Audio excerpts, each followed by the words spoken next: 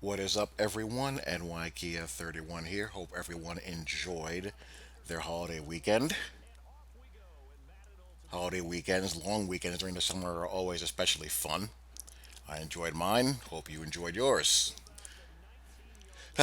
Anyway, modes. Modes. Simulation modes, normal modes, arcade modes. Everywhere we hear, or everything that we read, or what I read on my Twitter timeline seems to surround the most about simulation versus competitive game styles, game modes in the upcoming Madden 18. We don't know much about them. We probably won't know much about them until I would say, I don't know, EA plays in a couple of weeks, so maybe then we'll learn a little bit more. But all we can do for the time being is make, educated guesses. Now, this idea, it isn't new. It's been done before. It is being done in other games. I've never played NHL, never played Tiger Woods, but I have played NBA 2K. And if you play NBA 2K, the default online setting is normal. You can set the simulation as well. And really, with my experience with that, biggest things that I've noticed between the difference between the two is the rate of dunks in traffic, flashy passes, and off balance fall away shots that you can hit, things like that. But even then, the difference isn't all that stark, and that game gets patched so much, a dozen patches in this year's game that you kind of have to question what it's worth to begin with. So really, the number one question that I would have based on that experience is how much difference will that really make as far as your gameplay experience? Now, my opinion of this has been that I'm not the greatest fan of it. My mode of thought is that if you tighten up player movement, deep zones, tighten up some logic in situations with the underneath hook zones, curl flats, quarter flats, seam flats, clean up exploits like the swerve glitch and edge blocking off these nickel blitzes that everybody runs, stuff like that. Tighten those things up, and a large part of this will take care of itself, and the cream will rise to the top like it does every year.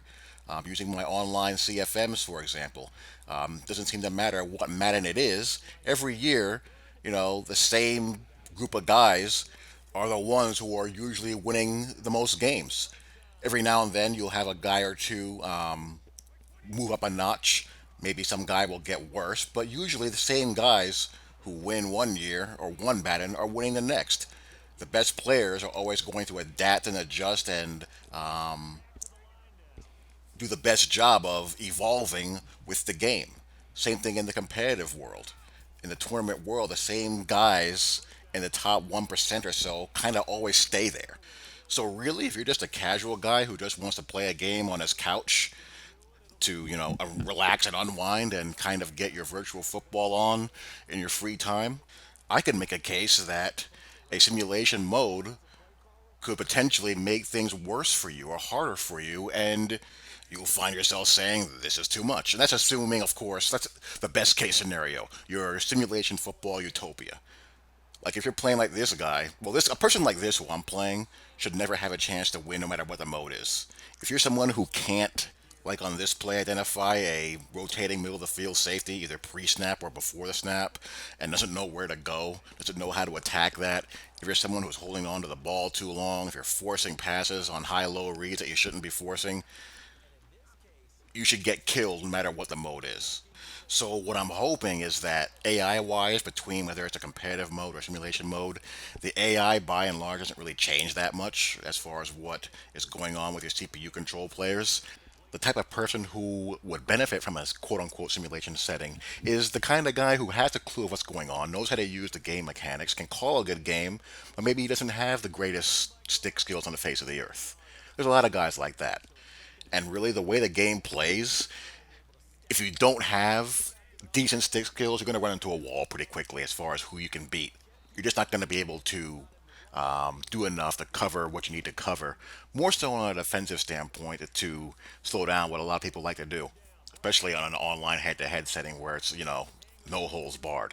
In a sim league, maybe you'll have a chance, but by and large, if you're playing head-to-head, if you're not someone who's a good stick skill player, you're going to struggle. So maybe that'll help that kind of guy out.